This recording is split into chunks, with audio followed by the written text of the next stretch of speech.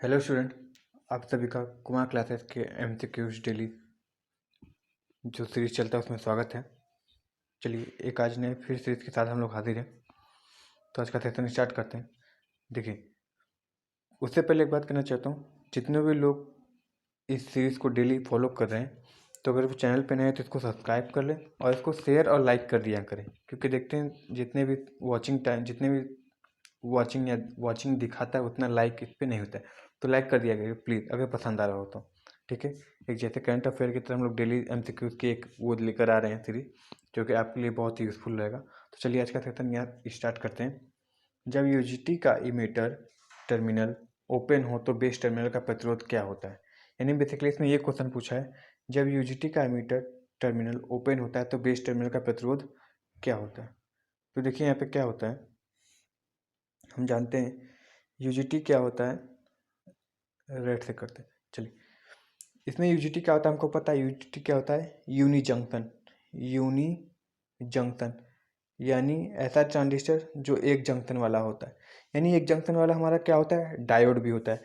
यानी डायोड, तो ये यूजीटी को हम डायोड नहीं बोल सकते, मगर थोड़ा थोड़ा से फंक्शन किसकी तरह, डायोड की तरह रखता है। और हम एक ये भी चीज़ जानते हैं, यहाँ पे समझाने की कोशिश करते हैं कि हम एक और चीज़ जानते हैं कि क्या होता है यूजीटी, क्या होता है हमारा यूनी जंक्शन होता है। यहाँ पे क्या होता है, एक पी टाइप की लेयर होती है जो एमिटर होती है, और एक क्या होता है एन चैनल होता है जो कि बेस, दो बेस होते हैं, याद रखना है, पहले ही बता चुके हैं। इससे पहले वाले जो इतने भी सीरीज थे उसमें था B1 B2, दो सीरीज हो, दो क्या होते हैं, टर्मिनल होते हैं। तीन टर्मिनल होता है, दो बेस होते हैं, एक मात्र ऐसा होता है जिसमें दो बेस पाए जाते हैं, एक क्या होता है एमिटर टर्मिनल होता है। तो ये पी वाला जो टर्मिनल यानी जो एमिटर टर्मिनल होता है, ये क्या होता है हमारा हाईली डोप्ड होता है। याद रखना है क्या होता है, हाईली डोप्ड होता है। और यहीं अगर हमने एन चैनल की बात करें तो ये क्या होता है, लाइटली डोप्ड होता है। ठीक है, ये चीज़ याद रखना, बस यही क्वेश्चन वो पूछा था। ये जिसको कंस्ट्रक्शन याद होता है वो आसानी से कर लेता है। तो जैसा कि हमको पता है,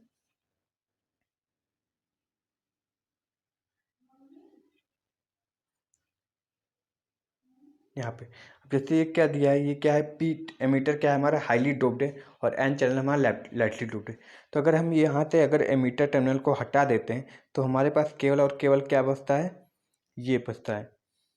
केवल और केवल हमारे पास ये एन चैनल बचते हैं और एन चैनल हमारा क्या है, लाइटली डोप्ड है। और लाइटली डोप्ड होगा तो वो हाईली डोप्ड की बनस्पत क्या होगा, उसका रेसिस्टेंस अधिक होगा। रेसिस्टेंस क्या होगा, अधिक होगा, किसका, एन चैनल का, किसके कंपेरिजन में, जो हाईली डोप्ड है। यानी यहाँ पर हम ये कह सकते हैं कि जो बेस टर्मिनल के बीच का प्रतिरोध होगा वो क्या होगा, बहुत उच्च होगा, बहुत ही हाईली होता है। अगर मीटर अगर ओपन कर देते हैं तो दो बेस टर्मिनल के बीच का लाइटली डोपिंग होने के कारण क्या होता है, रेसिस्टेंस बहुत उच्च होता है। इस चीज़ को याद रखना है। ठीक है, चलिए इसे कंस्ट्रक्शन से करीब हम 4-5 सवाल हम लोगों ने डिस्कस कर लिया। नेक्स्ट देखते हैं क्वेश्चन क्या है। यदि सतह यानी यदि सतह क्षेत्र यानी सरफेस एरिया का सदिश क्षेत्र यानी एक तरीके से क्या एरिया की बात करें, वेक्टर ऑफ सरफेस के लंबवत हो तो चुंबकीय फ्लक्स का मान क्या होगा। यानी इसमें बेसिकली क्या पूछा है, वो फ्लक्स का मान बताओ जब क्या होगा, जो सरफेस एरिया यानी जो फ्लक्स एरिया है वो क्या है, परपेंडिकुलर है, परपेंडिकुलर है। तो हमको पता है एक फार्मूला होता है, बी बराबर फाइव बराबर बी इंटू ए कॉस फाइव, ये फार्मूला होता है। और बी बराबर क्या होता था, तो फाइव अपॉन ए कॉस फाइव बराबर बी के दिखाते हैं। तो यहाँ पे तो बी नहीं पूछा हमसे, ए पूछा है, तो ए उधर चला जाएगा, क्या हो जाएगा, बी ए अपॉन क्या हो जाएगा, बी बराबर क्या हो जाएगा, फाइव अपॉन ए कॉस फाइव। ये कॉस फाइव नीचे है, याद रखना है इसको यहाँ पे। ठीक है, तो यहाँ पे फाइव का मान दिया है, तो फाइव बी और ए की तो बात बाद में होगी, मगर इसमें सबसे इंपॉर्टेंट चीज़ क्या है यहाँ पे, कि लंबवत दिया हुआ है। लंबवत मतलब 90 डिग्री की बाबू है बात हो रही है, 90 डिग्री। और हमको पता है वहाँ पे कॉस 90 का मान आया था, फाइव बराबर बी ए कॉस फाइव चल रहा था ना, कॉस फाइव चल रहा था। और कॉस 90 का मान कितना होता है, तो कॉस 90 का मान 0 होता है। तो यहाँ पे जब देखेंगे तो फ्लक्स कितना हो जाएगा हमारा, अगर लंबवत चल रहा है तो शून्य फ्लक्स हो जाएगा। यानी क्या होगी, 90 डिग्री, एक भी फ्लक्स एक तरीके से कटेगा ही नहीं। यानी क्या होगा, फ्लक्स उसमें 0 इंड्यूस होगा, या फिर जो भी संपर्क में आने वाले हैं वो कितने हो जाएंगे, 0 है। इस चीज़ को याद रखना है। ठीक है, चलो नेक्स्ट देखते हैं। वह चीज़ देखा गया, यदि सतह क्षेत्र का सदिश चुंबकीय क्षेत्र के लंबवत हो तो चुंबकीय फ्लक्स का मान शून्य होता है। क्यों होता है? क्योंकि अभी हम लोगों ने ये फॉर्मूला देखा, सबसे इंपॉर्टेंट है बी ए कॉस फाई, और ये सब सारी चीज़ें चल रही हैं। देखो सबसे इंपॉर्टेंट क्या होता है, ये एंगल कितने पे काट रहा है। कहीं भी होता है जनरेटर सब में भी हम क्या देखते हैं, एंगल जरूर लाते हैं, B L B sine theta, B A cos, B F B L, B I L sine theta, B L B sine theta. ठीक है, ये तो कितने एंगल पे वो मैग्नेटिक फ्लक्स काट रहा है, वो सबसे इंपॉर्टेंट चीज़ होता है। तो ये चीज़ याद रखना है। ठीक है, चलो नेक्स्ट देखते हैं। नेक्स्ट क्वेश्चन क्या है हमारा, देखो नेक्स्ट क्वेश्चन क्या है, इंडक्शन वाटमीटर में रिफ्लेक्टिंग टॉर्क मापन किए जा रहे वोल्टेज के क्या होता है। ठीक है, तो यहाँ पे एक चीज़ याद रखना है, जो इंडक्शन वाटमीटर की बात करें, देखो सिंपल इसको याद रखने का तरीका क्या होता है अगर भूल रहे तो, क्योंकि हम जानते हैं इंडक्शन मोटर में जो टॉर्क होता है directly proportional to V square होता है। ठीक है, तो इंडक्शन प्रिंसिपल इसमें भी यूज होता है। ठीक है, इंडक्शन का प्रिंसिपल इस पर भी यूज होता है। तो तुम ये डायरेक्ट ये सिंपली कह सकते हो कि यहाँ पर भी जो रिफ्लेक्टिंग टॉर्क होगा टी आर होगा, वो वी के डायरेक्टली प्रोपोर्शनल होगा। और इससे एक चीज़ और क्या निकल के आ रही है कि इसका जो ग्राफ होता है ये लीनियर ना होके क्या होता है, सॉरी ग्राफ बोल रहे, स्केल, इस वाटमीटर का जो स्केल होता है वो लीनियर ना होके क्या होता है, नॉन लीनियर होता है। नॉन लीनियर होगा क्योंकि एक तरीके से ये ऐसे बन रहा है। ठीक है, पैराबोला बनेगा। तो ये क्या होता है, नॉन लीनियर ग्राफ बनता है, यानी नॉन लीनियर स्केल आता है। याद रखना, कभी स्केल पूछेगा तो नॉन लीनियर, क्यों? क्योंकि डायरेक्टली प्रोपोर्शनल नहीं है। ठीक है, इस चीज़ को याद रखना है। चलो नेक्स्ट ट्राई देखते हैं। तो वही लिखा है, देखो इंडक्शन वाटमीटर में रिफ्लेक्टिंग टॉर्क मापन किए जा रहे हैं वोल्टेज के वर्ग के समानुपाती होता है। इस उपयंत्र का चल तंत्र अल्युमिनियम के बेलना होते हैं जो क्रॉस आकार के लेमिनेटेड आयरन कोर तथा वही है, लेमिनेशन करना पड़ेगा और थिकनेस करनी पड़ेगी। क्यों? क्योंकि ये क्या है, हमारा इंडक्शन है। इंडक्शन में क्या होगा बाबू, ए डी फंसाएगा, हिस्टैरिसीस फंसाएगा, सब सारी चीज़ें फंसाने वाली है। तो ये तो हम कभी नहीं चाहेंगे कि ये सब सारी चीज़ें हो। तो उन सब सारी चीज़ों का भी क्या करना पड़ता है, इसमें जुगाड़ लेकर चलना पड़ता है।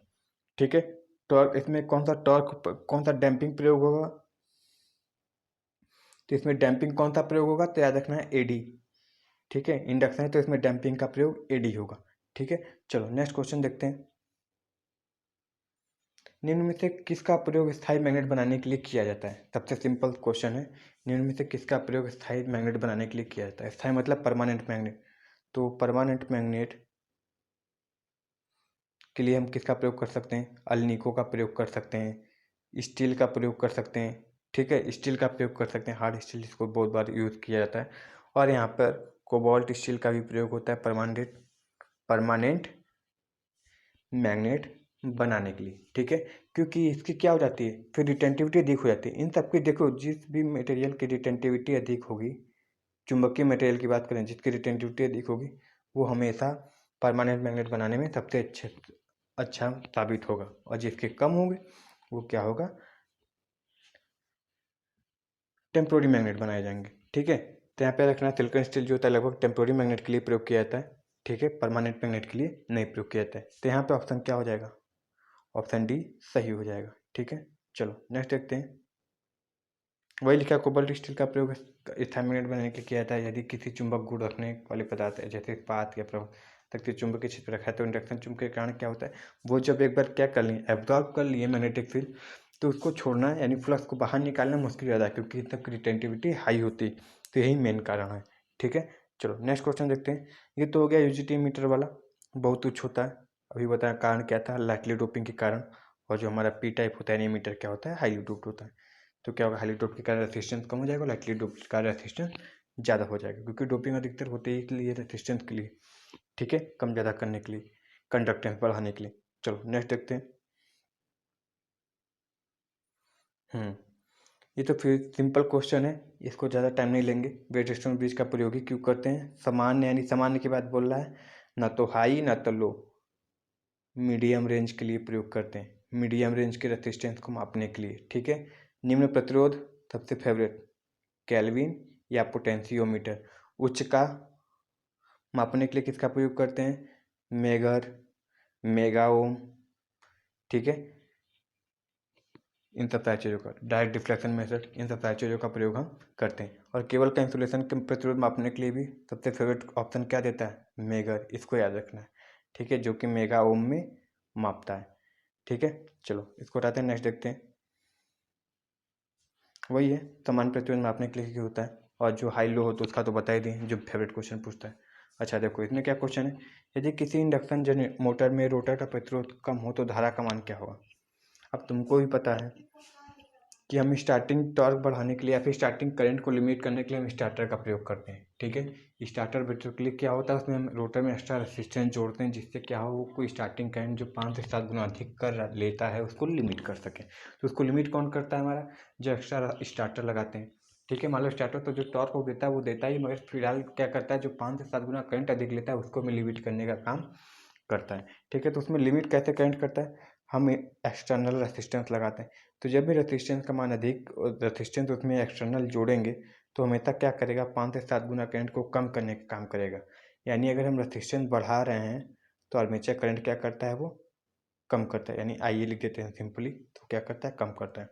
तो अगर यही रोटर का प्रतिरोध कम हो जाए तो धारा क्या हो जाएगा, बेसिकली ज़्यादा ले लेना लगेगा।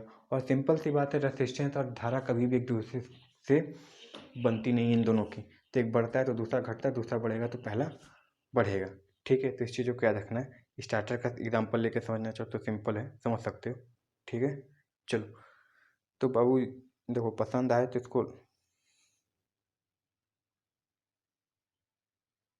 इसको लाइक कर दिया करो, ठीक है। बस लाइक करना है, बस बटन दबा दो, काम खत्म।